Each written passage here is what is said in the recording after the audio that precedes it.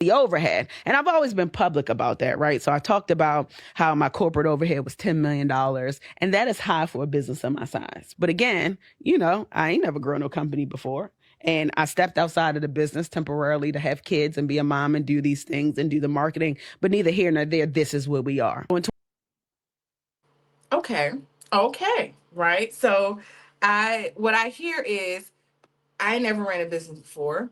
We have a really good thing. We started a really good thing. We opened up 14 locations. Went from zero from a food truck to 14 different locations. Um, there's a part of me that feels like that maybe that was the problem, like trying to do too much too fast. But Dr. Angeline, what do you think about what she said? What are your feelings about the video? What you just watched? First of all, she looked absolutely beautiful. Second, I when she said that we opened up 14 locations, that was my first thing. I said, and therein lies the problem. Yep. Therein lies the problem. You move too quick, you move too fast, and you didn't know how to scale. You didn't know how to the proper way to grow your business. Apparently, nobody on your team was there to say, girl, hold up, especially if you can maybe become a mother. That's another whole like how you going to run all of this stuff, right? So I think she just did too much, too quick, too fast. And think about it, we get caught up in that money, because she said the money was always coming, the money was always there. And sometimes you got to stop and you just got to relax in where you are. And again, get that knowledge. Like, if I know, like right now, and I'm gonna give a shout out to the Power Her conference, right? So if I know that there are things that I don't know, if I'm scared that something that I have, I'm watching it grow and grow and grow fast, but yet my overhead is taking a lot of my money, then that automatically tells me, girl, you better slow down. You better get with somebody who knows what they're talking about.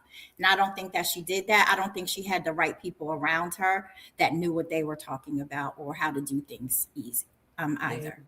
Yeah, that's interesting. Dominique, what do you say? So you know that saying, the more you make, the more you spend.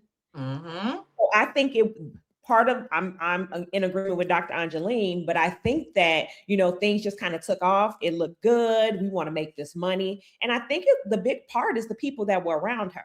So you heard us say, I was having children, and as you know, you step away when you have children, and so you leave the responsibility on other people.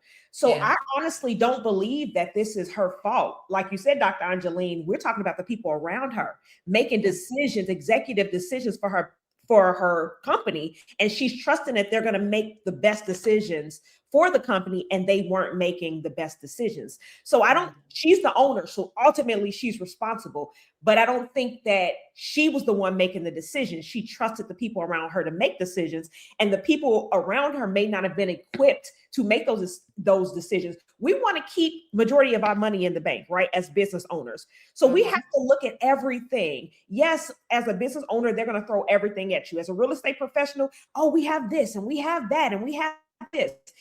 If I buy everything, I don't have any money. And so I think that the people around her, they weren't thinking about those things. So again, she needs to evaluate her circle and her team so that her business can grow efficiently and successfully. Yeah. You know, I hear you. I hear you.